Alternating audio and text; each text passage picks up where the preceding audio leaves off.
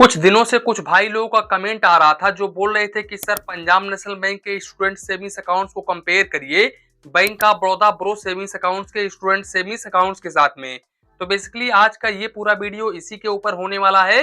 आज के इस वीडियो में हम पंजाब नेशनल बैंक के स्टूडेंट सेविंग्स अकाउंट्स को कंपेयर करने वाले हैं bank of Baroda bro savings accounts के साथ में कि इन दोनों ही सेविंग्स अकाउंट्स में कौन कौन सा डिफरेंसेस होता है और बेसिकली आपको आज के डेट में कौन सा सेविंग्स अकाउंट ओपन करवाना चाहिए। तो वीडियो स्टार्ट करते हैं। अब देखो दोस्तों, यहाँ पर मैंने इन दोनों ही बैंकों के सेविंग्स अकाउंट्स का बाकायदा से पीपीटी तैयार करके रखी हुई है। तो अब इस पीपीटी के माध्यम से हम समझेंगे कि इन दोनों ही सेविंग्स अकाउंट्स में कौन कौन सा डिफरेंसेस होता है। तो सबसे पहले अगर हम इन दोनों बैंकों को लेकर के बात करें तो जैसा कि आपको पता है कि ये दोनों ही बैंक गवर्नमेंट सेक्टर के बैंक हैं। इसके अलावा ये दोनों ही बैंक DICGC से इंश्योर हैं और भाई ये दोनों ही बैंक काफी पुराने बैंक हैं, तो इन बैंकों के ऊपर आप भरोसा कर सकते हो। दूसरी बात, ये बैंक कभी डूबने वाले नहीं है। यहाँ पर आपका पैसा 100 और 1% सुरक्षित रहेगा। इसके अलावा इन बैंकों में आपको मोबाइल बैंकिंग और इंटरनेट बैंकिंग का भी फैसिलिटीज देखने को मिल जाता है। साथ ही साथ आप UPI वगैरह कर सकते हो। पर डे आप अप टू 1 लाख रुपए तक UPI कर सकते हो, जैसे कि अगर आप गूगल पे, फोन पे, पेटीएम वगैरह यूज करते हो। तो अब हम आते हैं स्टूडेंट सेविंग्स अकाउंट्स के ऊपर। तो देखो, सबसे पहले अगर हम एलिजिबिलिटी क्राइटेरिया को लेकर के बात करें तो बैंक ऑफ बड़ौदा का ब्रो सेविंग्स अकाउंट ओपन करवाने के लिए आपका जो एज है वो 16 साल से लेकर के 25 ईयर्स होना चाहिए। और यहाँ पर आप ज्वाइंट अकाउंट भी ओपन करवा सकते हैं। ज्वाइंट अकाउंट भी अलाउड करता है बैंक ऑफ बड़ौदा। जबकि अगर हम पंजाब नेशनल बैंक को लेकर के बात करें तो पंजाब नेशनल बैंक में स्टूडेंट सेविंग्स अकाउंट ओपन करवाने के लिए आपका जो एज है वो 18 ईयर से लेकर के 28 ईयर्स तक होना चाहिए, तभी आप स्टूडेंट सेविंग्स अकाउंट ओपन करवा सकते हैं। डॉक्यूमेंट्स में आपको इन दोनों ही बैंकों में आधार कार्ड, पैन कार्ड वगैरह देना पड़ेगा। अकाउंट ओपन करते समय आपको कोई भी डिपॉजिट नहीं करनी पड़ेगी। इसके अलावा यहाँ पर मैं आप लोगों को बता दूं, बैंक ऑफ बड़ौदा आज के डेट में सेविंग्स अकाउंट्स के ऊपर 2.50% से लेकर के 4.75% पर एनम का रेट ऑफ इंटरेस्ट ऑफर करता है। जबकि Punjab national bank savings accounts के ऊपर 2.50% से लेकर के 4.25% पर एनम का रेट ऑफ इंटरेस्ट ऑफर करता है। अब अगर रेट ऑफ इंटरेस्ट के मामले में देखा जाए तो भाई ये दोनों ही बैंक लगभग सेम है। भले ही आपको 4.25% पंजाब नेशनल बैंक में देखने को मिल रहा है, लेकिन भाई यहाँ पर आप ये मान के चलो कि मुझे 2.50% का ही रेट ऑफ इंटरेस्ट मिलेगा, क्योंकि 2.50% से ऊपर इंटरेस्ट रेट लेने के लिए आपके अकाउंट में लगभग ज्यादा से ज्यादा बैलेंस होना चाहिए, तभी आपको इतना इंटरेस्ट रेट देखने को मिलेगा। बात करें अगर हम यहाँ पर मिनिमम बैलेंस को लेकर के तो ये सेविंग्स अकाउंट्स आप चाहे तो student savings account Punjab national bank का ओपन करवाओ या फिर बैंक ऑफ बड़ौदा का ब्रो सेविंग्स अकाउंट ओपन करवाओ। ये दोनों ही सेविंग्स अकाउंट बिल्कुल पूरी तरीके से जीरो बैलेंस सेविंग्स अकाउंट्स है और यहाँ पर आपको कोई भी मिनिमम बैलेंस मेंटेन करके नहीं चलना पड़ता है। इसके अलावा यहाँ पर अगर हम SMS अलर्ट को लेकर के बात करें तो आप कोई भी स्टूडेंट सेविंग्स अकाउंट ओपन करवाते हो, चाहे तो वो पंजाब नेशनल बैंक का हो चाहे तो वो बैंक ऑफ बड़ौदा का हो, यहाँ पर बिल्कुल फ्री ऑफ कॉस्ट है। SMS के ऊपर आपको कोई भी चार्जेस नहीं देना पड़ेगा। बाकी अगर हम चेकबुक को लेकर के बात करें तो bank of Baroda bro savings accounts के ऊपर अनलिमिटेड चेकबुक प्रोवाइड करता है, लेकिन यहाँ पर भाई बैंक ऑफ बड़ौदा ये कह रहा है कि जब आपका एज 18 ईयर्स या फिर उससे अधिक हो जाएगा तभी आपको अनलिमिटेड चेकबुक मिलेगा, अदरवाइज आपको चेकबुक बिल्कुल भी नहीं मिलेगा इस सेविंग्स अकाउंट्स के ऊपर। सपोज दैट आपका एज 16 साल है या फिर 17 साल है तो फिर इस केस में आपको चेकबुक नहीं मिलेगा इस सेविंग्स अकाउंट्स के ऊपर। जबकि पंजाब नेशनल बैंक में आपको अनलिमिटेड चेकबुक देखने को मिलता है। आप बिल्कुल फ्री ऑफ कॉस्ट में अनलिमिटेड चेकबुक ले सकते हैं, जितना मर्जी चाहे उतना चेकबुक आप ले सकते हैं। अब यहाँ पर बोलोगे कि सर यहाँ पर Punjab national bank unlimited chequebook provide कर रहा है और बैंक ऑफ बड़ौदा कह रहा है कि 18 ईयर्स के बाद में अनलिमिटेड चेकबुक मिलेगा, अदरवाइज उससे पहले नहीं मिलेगा। तो देखो भाई, पंजाब नेशनल बैंक ने एलिजिबिलिटी क्राइटेरिया में ही फेरबदल कर दिया है। यहाँ पर पंजाब नेशनल बैंक में आपको 18 साल से ही अपना सेविंग्स अकाउंट ओपन करना पड़ता है, स्टूडेंट सेविंग्स अकाउंट। तो यहाँ पर एक तरीके से देखा जाए तो ये भी सेम टू सेम है, यहाँ पर भी कुछ डिफरेंसेस नहीं है। इसके अलावा bank of Baroda bro savings accounts के ऊपर NEFT, RTGS, IMPS वगैरह बिल्कुल फ्री ऑफ कॉस्ट होता है, आप ऑनलाइन कर सकते हैं। साथ ही साथ अगर हम Punjab national bank student savings accounts को लेकर के बात करें तो यहाँ पर भाई NEFT, RTGS वगैरह बिल्कुल फ्री ऑफ कॉस्ट होता है। साथ ही साथ आप डिमांड ड्राफ्ट वगैरह अनलिमिटेड बनवा सकते हैं बिल्कुल फ्री ऑफ कॉस्ट में। साथ ही साथ अगर आप एजुकेशन लोन वगैरह लेने के लिए जा रहे हो तो एजुकेशन लोन के ऊपर जो आपको प्रोसेसिंग फीस देना पड़ता है वो यहाँ पर बिल्कुल ऑफ देखने को मिल जाता है। ये आपको पंजाब नेशनल बैंक में कुछ स्पेशल फीचर्स देखने को मिलता है। बाकी अगर हम कैश डिपॉजिट को लेकर के बात करें तो अगर आपका बैंक ऑफ बड़ौदा का ब्रो सेविंग्स अकाउंट है तो आप यहाँ पर सीडीएम मशीन के जरिए अप टू 2 लाख रुपए तक कैश डिपॉजिट बिल्कुल फ्री ऑफ कॉस्ट में कर सकते हो पर डे।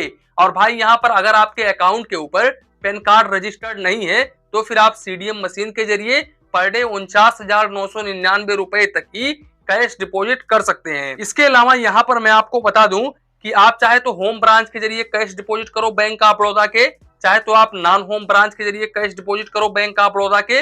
यहाँ पर भाई एक महीने में आप 5 बार कैश डिपॉजिट बिल्कुल फ्री ऑफ कॉस्ट में कर सकते हो।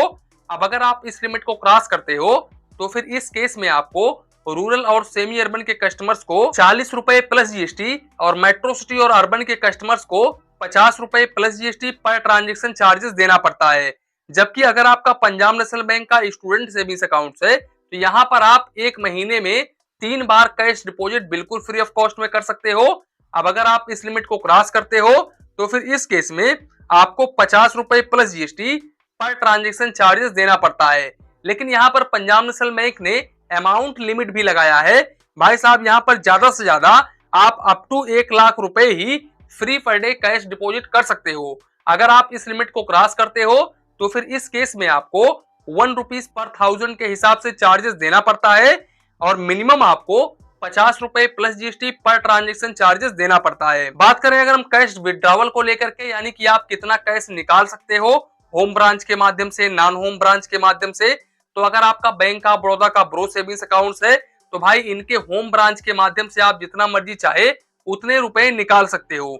हालांकि नॉन बेस ब्रांच के माध्यम से आप यहाँ पर 50,000 रुपए ही फ्री पर डे निकाल सकते हो और इसके अलावा यहाँ पर एक महीने में आप 5 ट्रांजेक्शन ही कर सकते हो। अगर आप इस लिमिट को क्रॉस करते हो यानी कि 5 बार से अधिक पैसे निकालते हो एक महीने में तो फिर इस केस में रूरल और सेमी अर्बन के कस्टमर्स को 100 रुपए प्लस जीएसटी और मेट्रो सिटी और अर्बन के कस्टमर्स को 125 रुपए plus GST per transaction charges देना पड़ता है। जबकि अगर हम Punjab national bank student savings accounts को लेकर के बात करें तो भाई यहाँ पर आप एक महीने में 5 बार पैसे निकाल सकते हो, चाहे तो आप होम ब्रांच के माध्यम से पैसे निकालो, चाहे तो आप नॉन होम ब्रांच के माध्यम से पैसे निकालो। अगर आप इस लिमिट को क्रॉस करते हो तो फिर इस केस में आपको 2 रुपए प्लस जीएसटी पर 1000 के हिसाब से चार्जेस देना पड़ता है।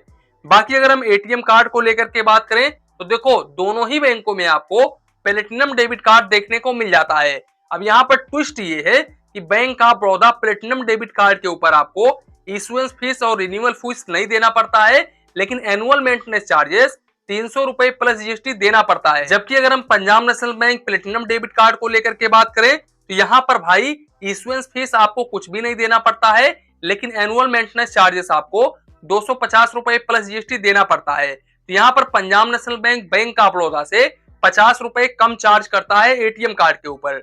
बाकी अगर हम काउंट ऑफ ट्रांजेक्शन को लेकर के बात करें तो अगर हम bank of Baroda bro savings accounts को लेकर के बात करें तो यहाँ पर ब्रो सेविंग्स अकाउंट्स के ऊपर जो आपको डेबिट कार्ड मिलता है ना, जैसे कि प्लेटिनम डेबिट कार्ड मिलता है, तो उस डेबिट कार्ड से आप बैंक ऑफ बड़ौदा के ओन बैंक के एटीएम से एक महीने में 5 फाइनेंशियल और नॉन फाइनेंशियल ट्रांजेक्शन कर सकते हैं। अब अगर आप इस लिमिट को क्रॉस करते हैं तो फिर इस केस में फाइनेंशियल ट्रांजेक्शन के ऊपर 10 रुपए प्लस जीएसटी और नॉन फाइनेंशियल ट्रांजेक्शन के ऊपर 5 रुपए plus GST per transaction charges देना पड़ता है। जबकि दूसरे बैंक के एटीएम से आप एक महीने में 5 फाइनेंशियल और नॉन फाइनेंशियल ट्रांजेक्शन कर सकते हैं और मेट्रो सिटी से एक महीने में 3 फाइनेंशियल और नॉन फाइनेंशियल ट्रांजेक्शन कर सकते हैं। अब अगर आप इस लिमिट को क्रॉस करते हैं तो फिर इस केस में फाइनेंशियल ट्रांजेक्शन के ऊपर 23 रुपए प्लस जीएसटी और नॉन फाइनेंशियल ट्रांजेक्शन के ऊपर 11 रुपए plus GST per transaction charges देना पड़ता है। सबसे अच्छी बात यह है कि इस डेबिट कार्ड से आप 50,000 रुपए पर डे निकाल सकते हो और 1 लाख रुपए तक ऑनलाइन ट्रांजेक्शन कर सकते हो। और इससे भी अच्छी बात यह है कि bank of Baroda platinum debit card के ऊपर आपको personal accidental insurance up to 2 lakh रुपए तक बिल्कुल फ्री ऑफ कॉस्ट में देखने को मिल जाता है। अब हम आ जाते हैं Punjab national bank platinum debit card के ऊपर। तो देखो पंजाब नेशनल बैंक के प्लेटिनम डेबिट कार्ड से आप इनके ओन बैंक के एटीएम से एक महीने में 5 फाइनेंशियल और नॉन फाइनेंशियल ट्रांजेक्शन कर सकते हैं। अब अगर आप इस लिमिट को क्रॉस करते हैं तो फिर इस केस में आपको 10 रुपए plus GST per transaction charges देना पड़ता है। वहीं पर दूसरे बैंक के एटीएम से एक महीने में आप 5 फाइनेंशियल और नॉन फाइनेंशियल ट्रांजेक्शन कर सकते हैं और मेट्रो सिटी से एक महीने में आप 3 फाइनेंशियल और नॉन फाइनेंशियल ट्रांजेक्शन कर सकते हैं।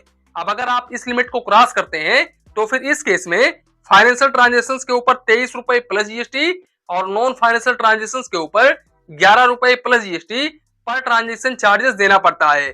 सबसे अच्छी बात यह है कि इस डेबिट कार्ड से आप 1 लाख रुपए पर डे निकाल सकते हो और 3 लाख रुपए तक ऑनलाइन ट्रांजेक्शन कर सकते हो। तो देखो यहाँ पर Punjab national bank of Baroda से कम एनुअल मेंटेनेंस चार्जेस कर रहा है, लेकिन भाई यहाँ पर आपको लिमिट भी काफी हाई प्रोवाइड कर रहा है।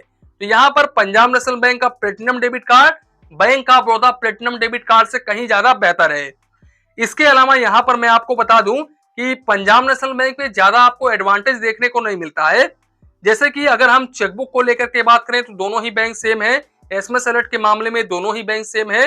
बाकी यहाँ पर बैंक ऑफ बड़ौदा में आपको NEFT, RTGS, IMPS free of cost में देखने को मिलता है, जबकि पंजाब नेशनल बैंक में आपको only NEFT, RTGS he free of cost में देखने को मिलता है। ये थोड़ा सा डिसएडवांटेज आपको पंजाब नेशनल बैंक में देखने को मिल जाता है और कुछ थोड़ा बहुत डिसएडवांटेज आपको bank of Baroda bro savings accounts के ऊपर देखने को मिल जाता है।